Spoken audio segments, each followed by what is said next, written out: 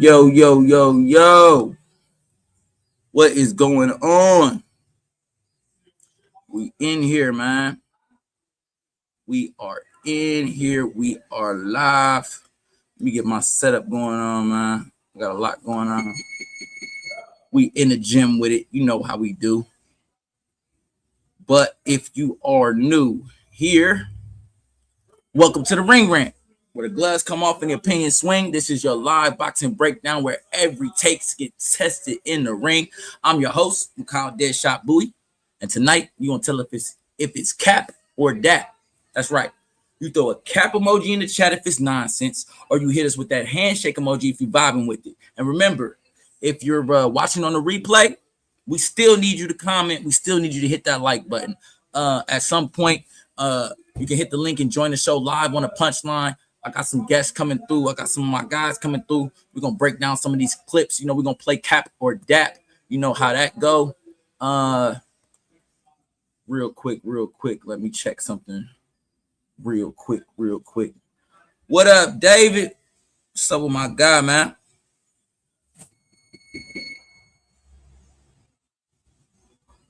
Oh, shoot. Checking on the guest real quick.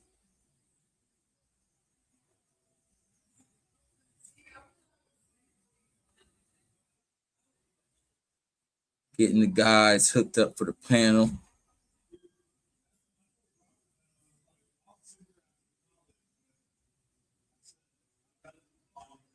Getting the guys linked up. And then we're going to get into these clips, man. We're going to get into these clips. So we talking about, that is the wrong topic. I got the complete wrong topic up there. Hold on.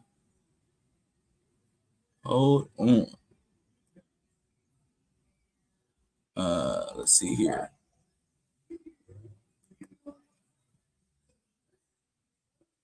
So our topic is the Brian Norman. You can tell I just came from hitting the mitts. Got a little sweat going. You hear me? It's hot. Brian Norman Jr. versus Jen Sasaki. What's up with my guy, man?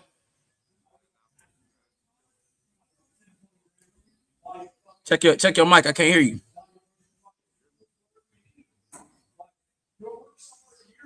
Let me see now. Let me see something. Okay. It might be your phone. Can you hear me? Yeah, I hear you now. Right, what's up, brother? Man, not much. Just chilling, man. Just chilling. Let me set this up real quick. So we're gonna be talking about that Brian Norman Jr. fight, man. You hit the Brian Norman Jr.? I'm not, man. I've been having so much shit going on in training. I ain't even been able to watch nothing lately, man. That's all good. I'm gonna get you hit real quick. I'm gonna get you hit. So Brian Norman Jr. is the WBO, I believe, welterweight champion. Don't quote me on that. It's the WBA or WBO welterweight champion. And he about to go to Japan. Actually, it'll be this morning coming up. He'll be fighting in Japan, fighting this guy named Jen Sasaki. Okay. And Jen Sasaki is he's a puncher. He's got a knocked out one time though. You know what I'm saying? So everybody a little bit worried about his chin, but he's got 16 knockouts of his own. Okay. I'm about to pull up some of his highlights for you, so you can see what Jen Sasaki hitting for. Bet. Let's see here.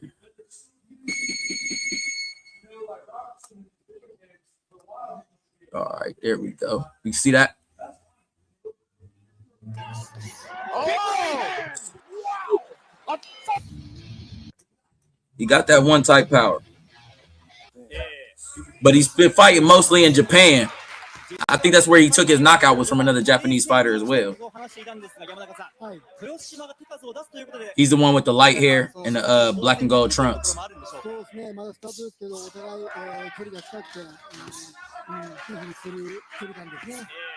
豊島亮太も相手は佐々木仁選手、KO 決着には当然なるでしょうとこう話していました。序盤から手数左のフック。He is straight power puncher, straight savage. 第1ラウンドからエンジン全開でチャンピオンを倒しにかかるのか。接近戦になりました。少し豊島動揺している。Hey, I ain't gonna lie, this might be a style you might want to study. These Japanese, that look like you out there.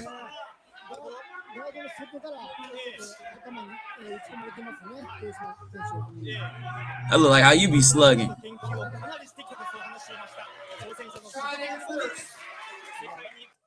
So that's Jin Sasaki. So as you can see, power puncher, stays in the pocket. Now, Brian Norman Jr., I'm gonna show you some of his work real quick. Brian Norman is a power puncher as well, but he's more of a boxer puncher. You know what I'm saying? Like, dude is just a straight up puncher. Try to stay technical. Yeah, Brian Norman's got a little bit more movement to him, but he a puncher too. He a puncher too. Oh, I don't want that one. They always want to flag somebody. Yeah, we'll go here.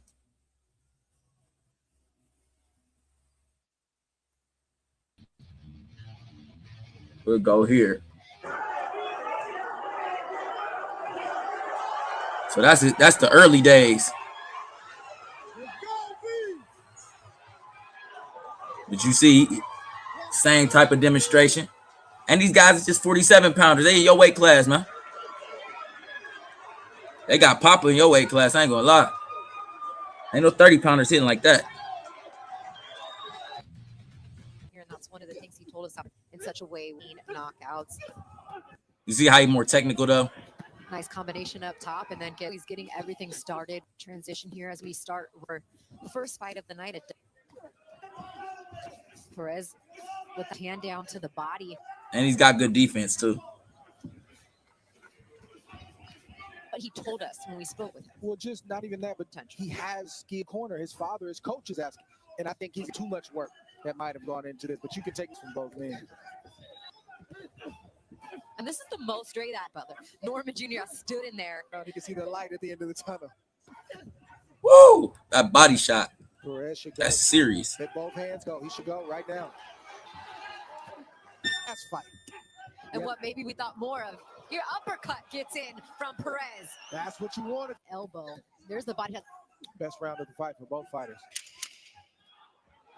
Oh, you got that left hook. Chances with that shot. Goes right back to it. The death. The assassin too. I can't hear you again. Check your mic. Can you hear me now? Yeah, I can hear you now. He got a real good style. Real tough to deal with. He a puncher, but he got good defense and he a boxer too. You know what I mean? He don't move too much. He moves just enough when he need to. Look at that hook, man. It's that left hook for me. Woo! He looked heavy in there though. He looked like he probably about 155. Oh, he way more than that. He coming in the ring 160 for sure. Yeah, you know what I mean? Yeah, he back up. I mean, he a real 47 pounder. Like, he a grown man. Yeah. You know what I'm saying? Like, he ain't no little 47. He probably go up to 54 eventually, later on in his career. Right. He definitely a real 47. My God, David said he might be making a trip to Tennessee for a fight. Okay, then. Who you fighting in Tennessee, David?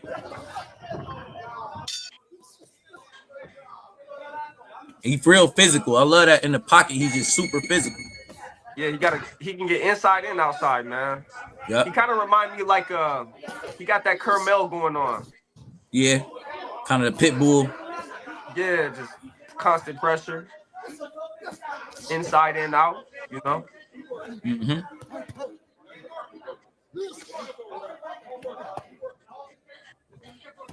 I love that body shot. 1 second. I'll be right back. Yeah. I love that body shot. So I'm introducing my guy to Brian Norman, man, getting him hip to the 25-0 let me accidental headbutt. champion. The assassin, Norman Good. Jr. My bad. You good, brother? So that's Brian Norman's work, man. So now that you didn't see both they work, Who I think's gonna win?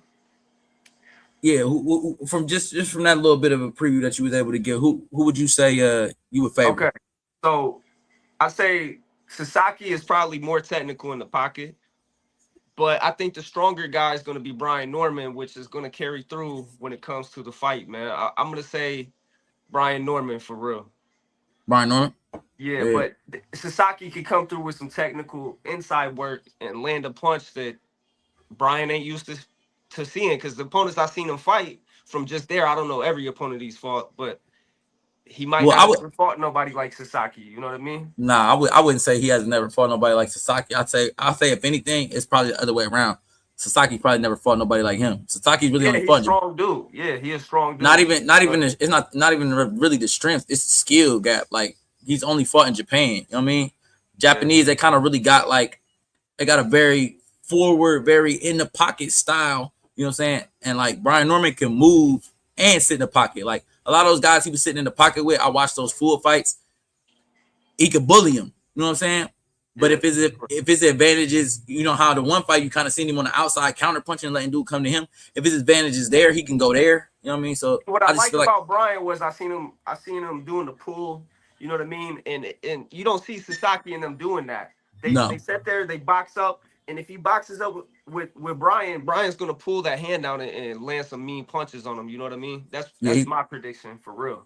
Yeah, he's gonna get physical in there. He's gonna get physical in there for sure. And I think that Sasaki will like the physical, but I think it's gonna be too technical for him. Like he's not gonna understand. It's not just gonna be brute raw power and we're just gonna rock him, sock him, robot. Like nah, I think he's gonna. But I still at the same time they both power punches, so it's a dangerous fight for Brian Norman. I'll break down the politics of it too. So,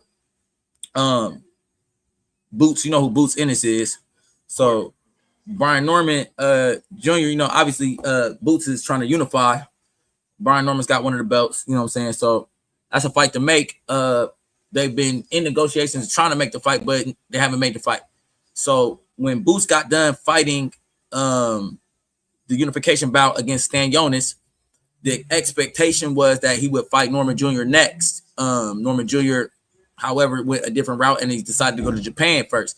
I believe personally that it was a good business move because by him going to Japan, opening himself up to another market, and his purse is gonna go up because they paying good purses over there. So his purse is gonna go up. Now that your purse went up as a champion, you're not gonna go back down. You're not gonna receive less money. So when you go to the negotiation table for the Boots fight, which is a riskier fight, you know what I'm saying? You know, you could really lose your belt fighting Boots. So you want to get paid the most money that you can get going and taking all that risk. So the politics of it makes sense. And honestly, I think that in my personal opinion, you know what I'm saying? I think Brian Norman Jr., I don't think that he beats Boots, to be completely honest. And I think that delaying that fight as long as he possibly can, I wouldn't say, you know, try to stall Boots out of the division. Cause you know, eventually Boots is going to go up to 54. So if he does that, that's lightweight, that's woozy. You know what I mean? I'm not for that. But if, you know, he gives himself a little bit of time to get a little bit more experience because Brian Norman's young. You know what I'm saying? He's only 26, I believe. May have turned 27. He said both fights got postponed. One in August, Mike's car, hopefully. I don't know. Yeah, man. You know how this boxing stuff goes, man. Just stay in shape, bro. Stay in shape. Let that elbow heal. But, you know, your elbow's hurting. Not your legs. So make sure you're still running, man. But back to this fight. I actually got a few clips that I already had pre-planned that I wanted to get into, and we're gonna play a game called Cap or Dap. So let me run that down. Let me run that down for you and for the our viewers and stuff. Okay, so this is how Cap or Dap works. It's the Ring Rant. The gloves come off. You know, the opinion swing. It's a live boxing breakdown. and every take gets tested in the ring. You know me, dead shot, and I got my guy Jake with me tonight, and you're gonna tell us if it's cap or dap. So this is how it works. You throw a cap emoji in the chat if it's nonsense, or you hit us with the handshake emoji if you're vibing with the take. And yo, don't just spectate. At some point, I'll drop the link, and if you want to, you can join the show live on the Punchline, and you can go ahead and give your own take and give your own points of view. You know what I'm saying? What you think is going on? Oh, hold on. I got my guy right here. Let me stop this right here. What's up with the wild man? What's up, baby? Shoot, getting it in, man. So I just was getting a date with Brian Norman. You hip to Brian Norman? I'm not, no. So power puncher, welterweight. He's got the WBO welterweight belt, and he's going to Japan to fight another power puncher in Jin Sasaki. It's actually going to be, the fight is crazy. You got to be a hardcore boxing fan to watch this one. It's about to be at 4 a.m. tomorrow morning. Man. Yeah, I'm going to be up for a live fight party and watching it, and I got my editing job. I'm be editing some stuff, but yeah. So I'm going to be up at 4 in the morning to watch this fight card. But they're fighting in Japan, and they're basically two power punchers. So I'm about to I gave him a little bit of context. We ran through a couple of the highlights, but I'm about to get to these clips, and basically we're gonna see what's going on and see who we feel like is capping or who we feel like is actually ready for this fight.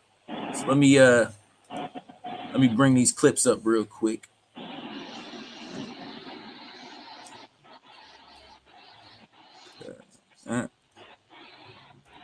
Shout out Spilt. Let me get that sponsored. Need that. Love them. Need that. Oh shoot. Got merch in, by the way. Yeah, how's that going? Yeah, we're getting on the roll actually, man. I finally found a good, reliable manufacturer. Yeah. We ready to rock. That's what's up. I actually was just talking to Keith. Was messaging him. I have to send him my passbook number and stuff. But I think I'm gonna get ready to join y'all over there at New Line, man. All right. Because I ain't gonna lie. July, August. I don't know. I have to fight in August for USA Boxing, but somewhere after that. Because I ain't gonna lie. I messaged him. I'm like, man, look, and Cody and Cody's my guy. We fought before at Tough Man and stuff, but I lost a split decision to Cody. Yeah. You know what I'm saying? To be honest, 2 minutes, I really feel like that's going to go a little bit different. So he fighting for the belt. I'm like, man, listen, like you can go back. I told Keith, like, bro, you can go back and watch the fight. Like, you know what I'm saying? Like, my record doesn't really reflect how good of a fighter I am. Like, I've lost a whole bunch of close split decisions. Like, at the end of the day, could have went one way, could have went the other, but I've grown as a fighter as well. I'm like, dude, I feel like I could beat both the guys you got fighting for the lightweight belt. I'm just gonna be honest. You know what I'm saying? So I'm ready to come over and give it a shot. You know what I'm saying? If he's willing to give me a shot, so trying to make it happen. Put him on notice, baby. That's what I'm doing this weekend, bro. Yeah. I fast tracked my way to the belt this weekend, man. We're just gonna put him on notice and take it. How you feeling? I'm nervous. I mean, who ain't? Right. But it's good nerves, man. I feel confident. I've worked my ass off this camp. Yeah. I'm ready to hurt somebody. You look real trim. You look really in shape. I've lost a lot of weight this camp, bro. Yeah, you look really. I went from about heavyweight. I went from about 285 to about 255 in 8 weeks. Oh yeah, you ready? 255. You ready? Now, what can you tell me about your opponent? He's undefeated. He's 3-0. I think he's either 3-0 or 2-0 in boxing, and then he's like 3-0 or 4-0 in MMA. Okay. So he trains out of a really good gym too, Reaction MMA down in Lexington. So. Okay, he's out of Lexington. I think it's Reaction. I know he's from Lexington. He originally started with Thrive Tribe with BJ and Becca and all them. Yeah. Yeah. But I mean, no, he's definitely a game opponent. He stepped up on 6 days' notice. So. 6 days. 6 days. I've went through 3 opponents this camp. Man, well, at least he stepped up and you guys are able to make the fight happen. You know what I'm saying? Amen. Now it's for a belt too. Yeah, and at the end of the day, man, I feel like your advantage is in that you kind of had pressure on you the last couple events. You know what I'm saying? Right. And that's what I would encourage you. You know what I'm saying? Like, bro, you kind of already been here and did that. You kind of already been a champion, Well, see, been a returning champion. I've always been the crowd favorite. You know what I'm saying? Yeah. Like I've always been like everybody behind me. I'm the underdog this time, bro. So yeah, coming from a different angle. I'm excited though, bro. I can't wait. I feel like the underdog role is a little less pressure. What you think, Jake? When you in the underdog role, how you feel like it? More pressure or less pressure? I think it's about the same, man. You know. Yeah. I mean, hey, when you're stepping in the ring, you know. Yeah, you got to get in there. You know, you got to do what you got to do and go one way or the other. You know, you never know. Yep. It just depends on your, what the work you did in the gym. That's right. I feel like I perform better in the underdog role. Like when like you said, I kind of agree. It kind of feels like it's less pressure. You know, you're not, the expectations aren't so high. Yeah, and not even that. It's like in my mind, I feel like everybody against me. I don't know. I've never been in that spotlight to ever know. You know what I mean?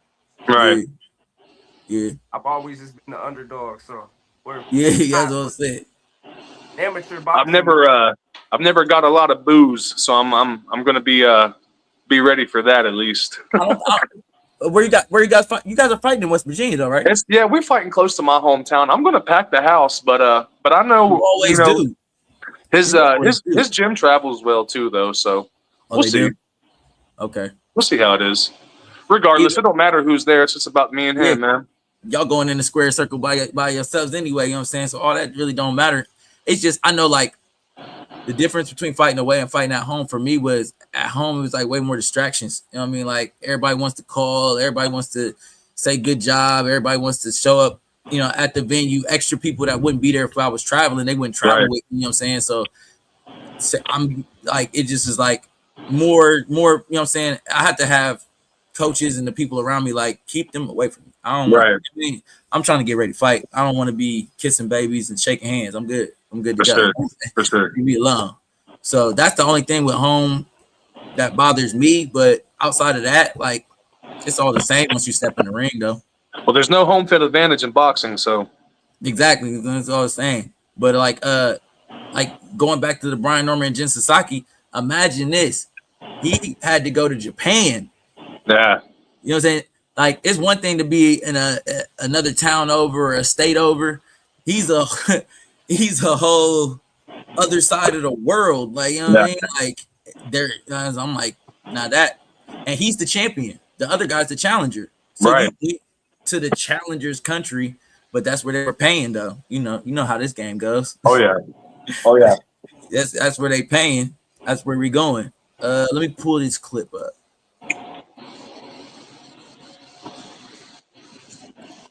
Go ahead. So this is the face-off. This is a little face-off that they had the other day. So tell me what y'all think about this face-off. What I think face-offs tell a lot. I could tell a guy's energy. You know what I'm saying? I don't know. You know what I'm saying? Like we don't really do too many crazy face-offs in the amateur. Sometimes you do, sometimes you don't. But just that when you finally do see your opponent and stuff and you size them up, I feel like that energy you could tell a lot. See how they looking.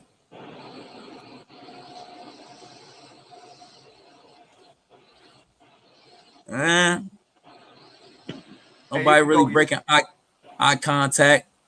Both look pretty confident. They look locked in.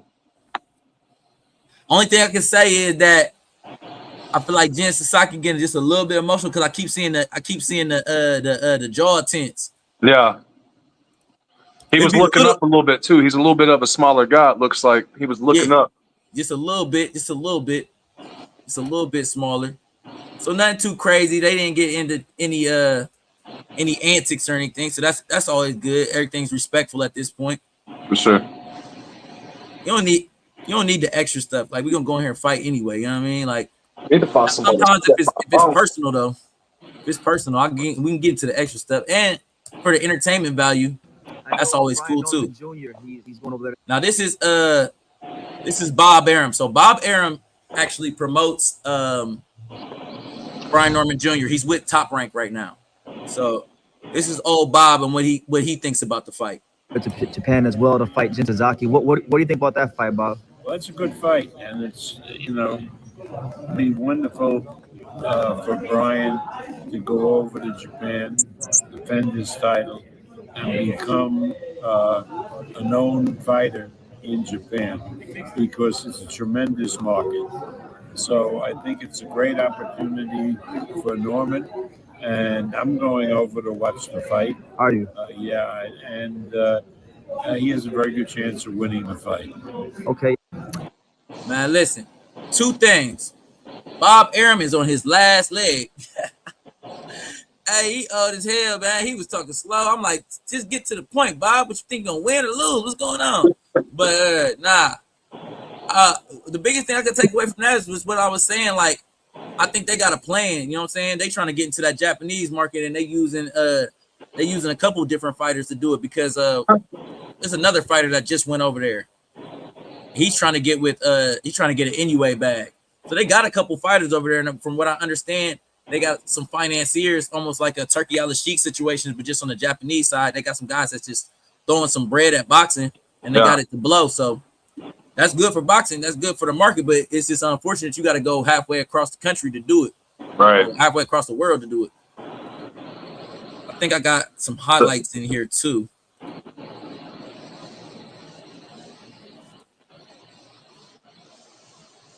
I actually thought Bob was going to say something shocking. They made it seem like Bob was going to say, Bob ain't say nothing. I think he's going to win. You better think he's going to win.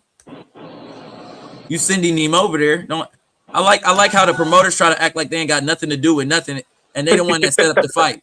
You know what I'm saying? You set up the fight. You're just like, I think you should win. Like, what do you set up the fight? Of course you think you should win. What are we talking about here? Now, this is him training. They say that Sasaki is susceptible to the body.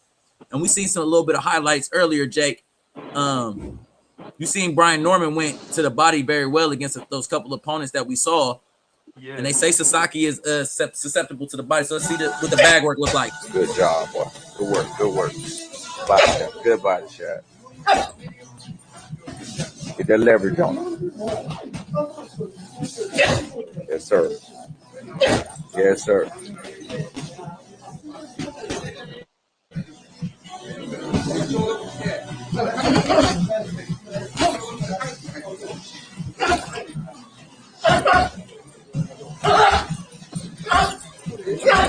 Raining behind enemy line. Oh, they in Japan right there. Oh, yeah. Because it ain't going to matter when you get in them 4 corners, baby. 4 corners. You said these are welterweights? Yeah, welterweight. That's one thing I didn't doing wasn't going to the body, and when he's in the pocket, he's only headhunting.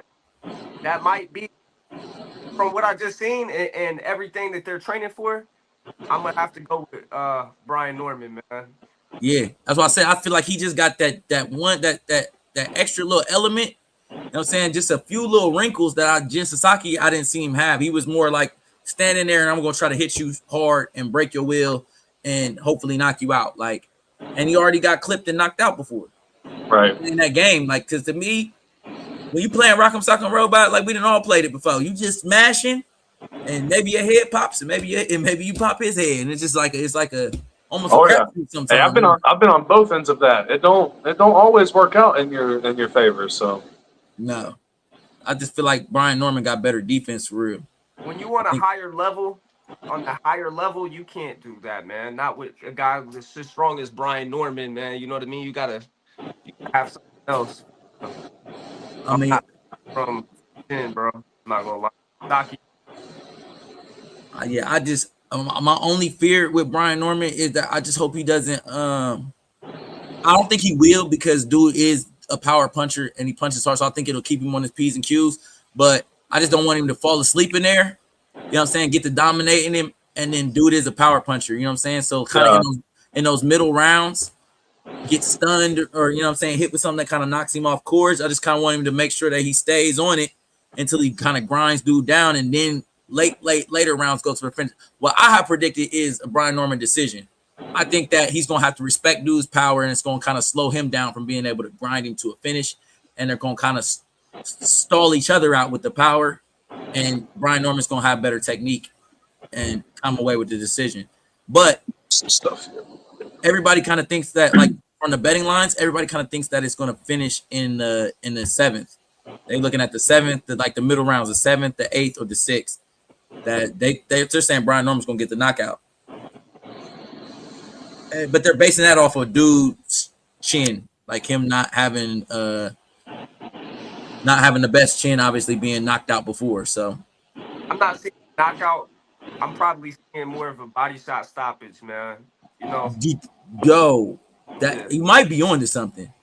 I'm seeing body shot stoppage. You might be on to something. Where it's at in the fight, but it hit his game plan off. Which, you know, if you're staying here like this, trying to bang in the pocket with a guy like Brian, man, it's not gonna go right. I don't care. It ain't gonna go right. I'm telling him it ain't gonna go right. But you got some guys that are saying that the fix is in, and that Brian Norman's gonna go over there and get upset. I think it's more of a conspiracy theory than based in like actual facts of breaking down the film and really looking at it, because everything that I've seen would say that the skill gap goes heated face off between. So this is another face off, and this is my guy Blue Blood Sports TV. This guy right here, he has some fire when it comes to the breakdowns. Brian Norman Jr. and Jin Sasaki, who are going to face off tomorrow, Thursday in Japan. Brian Norman is going to brutally knock out Jin Sasaki by the 6th round, in my opinion. Here you see two power punchers at a very early age going to go at it. Jin Sasaki, 19 wins, 1 loss, 1 draw, 17 wins by way of knockout. Brian Norman, 27 wins, no losses, no draw, 21 wins by way of knockout. The genetics are just different. What y'all think? Drop a comment, Pete. So this is where I need you guys' opinion, right? And I play a little game. I call it Cap or Dap, right? So he just gave his prediction, which is Brian Norman knocking dude's block off. We've seen that a little bit. That was the second face off. We seen the first face off. It just looked like they were locked in. The second face off at the weigh-ins, it looked like they was getting a little. You know what I'm saying? It's a little something brewing there. You know what I mean? It's they both look like they're hungry. So, Cap or Dap, you think he gets the knockout, or he may win, but just win by decision? So basically, you know what I'm saying? You agree with him getting the knockout or not? Stylistically, it's the worst matchup for both of them. They both have, you know what I'm saying? They both have high percentage knockouts. You know what I'm saying? I don't think it's Cap. I think he very well can win by knockout. I mean, if that's how he come by 21 of his 27 victories. Yeah. Same with the other guy. 17 of his 19 victories are by KO. I think stylistically, it's a bad matchup for each other. Man, listen. I think that. Man, listen. What you think, Jake? Because it really is. I think you're right, but I think it makes for exciting, fireworks, man, where something's gonna happen. And I really think, the pressure that Brian's put on him is gonna burst pipes, and Sasaki will be dealing with anything like that over again. I think that he's gonna win. I just don't think it's gonna be a knockout. I think it's gonna be a body shot, man. That's my prediction. That's what I keep it on. Body shot for sure. So we got one for a finish, but not by knockout, by the body shot. And my guy, the Wild Man, he sees the possibility for the knockout. He said, man, listen, that's too high of a knockout percentage on both sides. Somebody getting finished. Somebody somewhere getting finished. But I would have to lean towards kind of what Jake is saying. I think only because I know. So another one of my guys, a podcaster, and he does great interviews. Johnny at the Hangout Spot. He's really close to the Normans, and he was actually in camp. And I was talking to him on Instagram, and I'm like, "What are you seeing?" You know what I'm saying? Give me the inside track. He's like, "Man, listen." He's like, "I can't say too much, because those are my guys, and I don't want to give away, game plan or anything like that." But basically, he was saying there is a game plan. Like, Like Brian Norman is going into it with a game plan. I don't know exactly what that means, but I would assume that it probably means something outside of just trying to go in there and get the knockout. I think they got like an actual, it might be that body for real. You know what I'm saying? I mean, you look at it, they're emphasizing body shots. They keep talking about how they feel like his body's weak. He's training, you know what I'm saying, on the bag for body shots. You know what I mean? Like, and then they say they got a game plan that you know what I'm saying, they ain't just gonna go out there and bully and knock him out. There's an actual game plan behind it. It might be go to the body early and often and then hurt this guy to the body. That might be the game plan very well. So, I can see that. I just think that, honestly, I think Jen Sasaki's going to put up a little bit more of a fight than what Brian Norman thinks. And that he's tougher. You know what I'm saying? Just because of the knockout doesn't mean that you don't have somewhat of a chin. You know what I'm saying? Like, it's not like he's been knocked down multiple times and knocked out. Like, he got clipped one time and got knocked out. So I don't want to call him chinny. I don't want for that to be the determined factor. Hey, no, flash knockdowns are a real thing, bro. That is a real thing. He got knocked out. He got knocked out bad. Oh, he got knocked out. Okay. Yeah. I thought he got knocked down. No, he got knocked out, but he never been knocked down, though. Like, he's never been knocked down, but he got knocked out. So that's what I'm saying. That's why I feel like he's not chinny, because you've never been knocked down and you've only been put out with a punch that you didn't like see coming for real. Right. I don't consider that your chin being bad. You got caught with that shot. Right. Yeah. And at 47, that 47 is enough power that, you know what I'm saying, you can get caught with that shot that does it bad. So I say it's gonna go to decision. I just think that Brian Norman's gonna have to respect Sasaki's power, and he's gonna have to box him a little bit more than what he's gonna want to. And I think also on the inside, he's gonna have to be physical with him, and I think it's gonna end up in some little tussles on the inside, some little hands not being free situations, because nobody wants to let the other one's hands get free because they're both hard. It's just gonna be who's going in certain situations get to the clinch first. So I just see it going to decision, but I could be very, very wrong because that's such a high percentage. I wouldn't be surprised if I'm wrong. I say that, like, I see it going to decision because that's what I've kind of seen in my mind how it goes. But if it's like a middle rounds knockout by either party, I wouldn't be surprised. I just hope that Brian Norman doesn't go in there young-minded, because he's kind of still young. He's 26. I hope he doesn't go in there and like with that I don't know, you know how sometimes when we're young we're like, you know what I mean, I can't be stopped, you know, I'm bulletproof, you know what I mean. Like, I hope he understands, like, you are mortal, you know what I'm saying. It's just that we're gladiators and we put ourselves in these positions to test ourselves, you know what I'm saying, but that doesn't make us stupid. You know what I mean? You know what I mean? Like, I'm brave when I need to be brave, but you know what I'm saying, brave guys get killed at war. So you know what I mean, I'm not brave to a fault. You know what I mean? I'm brave when I need to be. So I hope he has the right mentality. And those Japanese shows are different. So, like fighting over in the Middle East, it's not as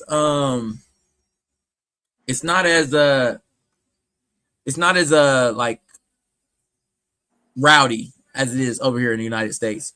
You know, over here we get the scream, you know what I'm saying? We go crazy for our favorite. The UK is the rowdiest. We're not, the United States not the rowdiest. The UK is the honestly, bro, if we could, all three of us, if we could go fight in the UK, you know that we would, all three of us would be famous right now. Like, we would be like good. Like, they love their fighters. You know? I already got fans in the UK just from Tough Man, bro. Man, you hear me? Like, and that's the other thing, bro. The internet, like, being an independent boxer, this is the time for it. Like, you can really build your brand yourself outside of these promoters, because these promoters aren't doing it at the It got popular quick, didn't it? Yeah. Everybody just started being a fighter? Yeah. Like, what? But the thing is, they're not really putting in the work. Like, it's just like Jake Paul made it a cool thing, an influencer, a misfits boxing. You know what I'm saying? Everybody's doing a little boxing match. Yeah. But they're not following it up. They're not really making a career out of it. They're not, you know what I'm saying? And a lot of these people are famous from other type of stuff too as well. Like, so I feel like we're like on a wave of changing the definition of grassroots boxing to kind of grinding, you know what I'm saying? Like, they can call it what they want, YouTube boxing. That's cool. But this is the wave because, like you said, you got people that are following you all over the place. And that's what really made me feel like I need to go to New Line as well because everything's streamed. Right. And you know what I'm saying? They have a decent online presence. And because that's the biggest thing with me fighting in USA boxing I keep running into is, and I know you run into this too, Jake. Everybody's like, well, where can I watch your fight? Like, oh, it's not getting streamed. That was the best part of the Tough Mans is streamed. Everybody could hop on. Everybody, they were having watch parties back here in Ohio. You know what I'm saying? They're having watch parties at the gym, watch party at the bar, and then one of the ladies in the gym came in the other day for a fitness class. She was like, is your next fight going to be streamed? And I'm like, yeah, because the next one I'm doing is actually going to be on the Boxing Voice August 2nd. So that's going to be on YouTube. I'm like, yeah. She's like, oh, we're going to have a fight party again. The kids love it. We make food. I'm like, all right, let's go. You know what I'm saying? So like, the streaming is the future. He's really good. He's really good to his fighters too. He pays amateurs and professionals off of ticket sales and pay-per-view sales. I know he was telling me. Like, so Jake, you should consider it as well. You know what I mean? I've been thinking about it, and I've been watching you. You know what I mean? And really, because they've got belts over there. They fight in several different states. He's got plenty of shows he puts on. You know what I mean? He puts on at least 18 shows a year. He's the biggest promotion in the tri-state. I think I seen something though. If you got 5 or more amateur fights, then you can't. No. This isn't Tough Man. This is amateur. Stuff. Yeah. What is this though? Hold on, I missed something here. We're talking about New Line. It's an amateur MMA kickboxing boxing promotion. Yep. Okay, so it's somebody trying to branch off and not have to deal with US boxing, huh? Right. Yeah, he deals with the commission himself. Yep, he deals straight with the commission. No USA boxing. We ain't got to do none of that. That's what I'm saying. Like, it's just once you do that, now you don't have the option of USA boxing. But as I started weighing it out, I'm like, this is a better place for me for real because I'm trying to grow a fan base and turn pro. He's pushing to get amateur boxing legalized in Kentucky because as of right now, there's only USA boxing rules allowed. So yeah, I know. But after they're trying to get it passed by the commission, which I think he will. I mean, it's legal everywhere else around them. So that amateur USA boxing rule set is the worst rule set, the worst scoring system I've ever seen in my life. Man. I've seen guys win the fight and still lose because of the judges. You know what I mean? And it's just them guys it is like that. Those guys are there for so long on those days. They're like, I don't even feel like watching this fight, man. Here's my scorecard. Here's my scorecard. You know what I'm saying? Listen, I swear they're just guessing. Cause like, I mean, did you get to see my last fight, bro? I mean, I've seen some clips. I think the full fight's on my YouTube page. When you get a chance, check that out, man. Like, I ain't gonna lie, it was a tight fight. I'm not gonna sit here and be like I just dominated him or it's a robbery, a clear robbery. But I busted my ass. I feel like I edged it out. Yeah, I definitely feel like I edged it out. Like I was, and Jake was there. He seen the fight. Like I was aggressive.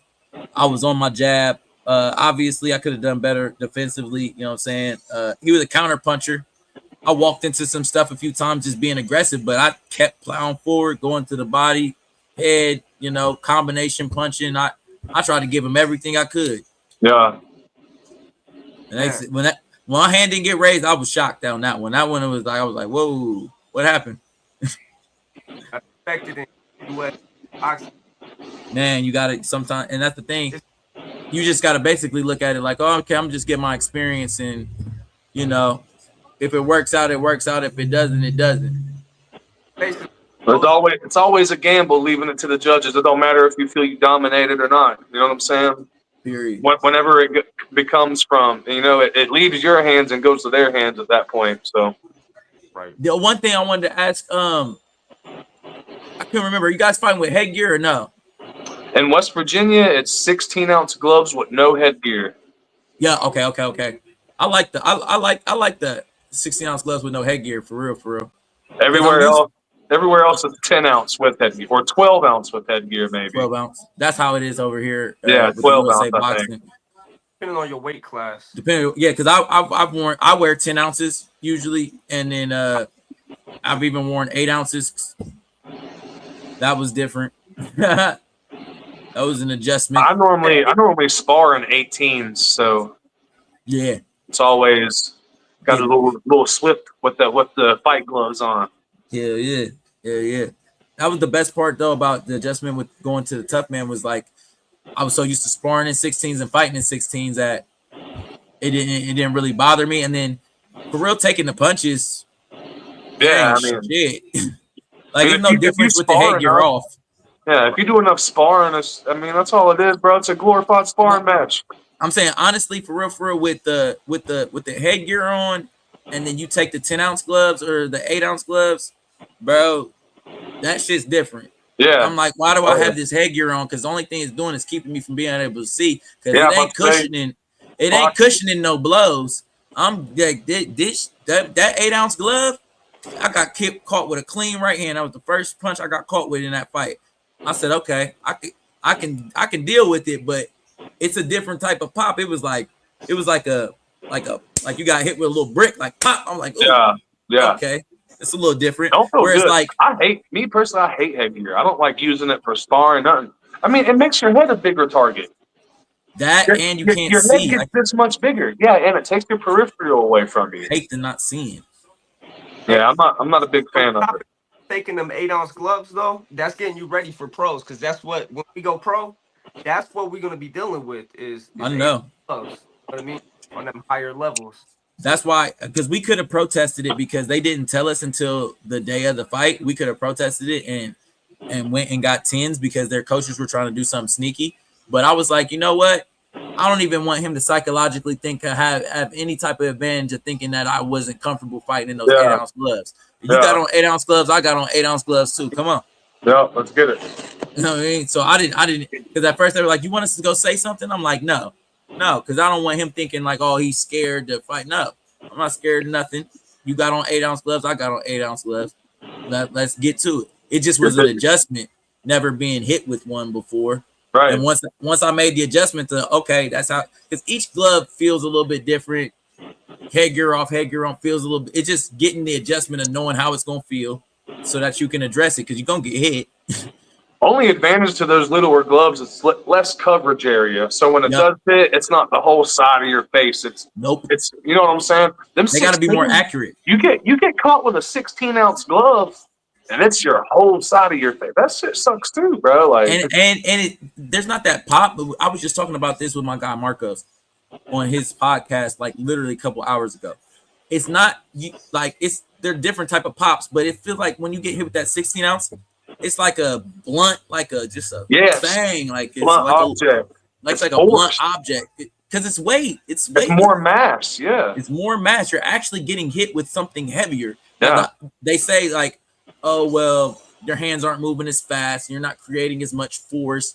But if you know how to whip that thing, oh yeah, like because I know how I can actually with certain punches actually turn them over and hit harder with 16-ounce gloves than the smaller gloves. The smaller gloves I kind of have to dig a little bit more. The bigger gloves, you can just use it. Yeah, just use the momentum and pop them. Yeah, it's crazy. I love it. I do like it. With the no headgear is the best part. No headgear is the best part. For sure.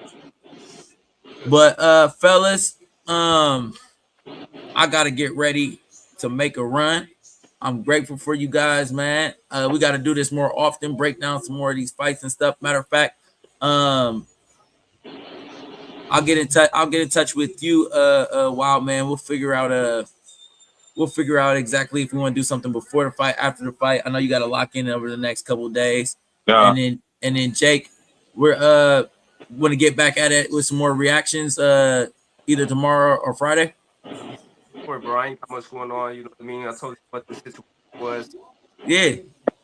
You know, bro, all of this stuff is keeping our mind on boxing and getting more knowledge and talking about the game, and it don't do nothing but make us better, man. It's 80% mental, you know what I'm saying? So the more we engage with boxing, the better we're gonna get at it, looking at it from different angles and thinking about and you got 3 guys right here that we're making this our profession. You know what I'm saying? One way or another. So you know what I'm saying? Like this is what we're gonna be doing for the next 20 years anyways. Talking about boxing, we might as well get practice at it. You know what I'm saying? Yeah. For sure. But let me sign off real quick. Hey, it was good meeting you, Wild Man. I look forward to seeing you on the podcast again, brother. Appreciate you, brother. Likewise. I believe you'll win, man. Hey, Thank you, man. I'll send you the link too, so that you can, if you're not doing that in Saturday, he's gonna have the co-main event. So I'm definitely gonna be tuned in. I gotta come back from my little guy Lincoln. He has a fight that same day, but as soon as I get back in, I'm logging on, and I'm gonna watch you guys get down. Hell yeah. Hopefully next time I'm on, I'll have that gold over my shoulder. Yes, sir. We ain't gonna say no. Hopefully, you gonna have that gold over your shoulder. You know what I'm saying? We're gonna walk in confidence. You hear me? That's right. All right. Let me wrap this up. That's a wrap on the Ring Rant. Make sure you guys like, comment, follow, and most importantly, man, come through next time. Hit that link and punch in on the punchline. I have my guy Eli Wildman Atkins on the punchline. I have my guy Jake. Man, we was over here having a little fun. Don't forget, cap or dap, man. You think Brian Norman's gonna knock out Jin Sasaki? If you believe that's cap, and he ain't getting no knockout, drop that cap emoji in the comments. If you agree that he's on the path to get that knockout, drop that dap emoji, which is the handshake emoji, in the comments. You guys go ahead and decide, man, and let us know. Until next time, wipe your nose or I'll wipe it for you. All right, fellas, thank you. Oh yeah, brother. We'll see you next time, my man. Yep. See you.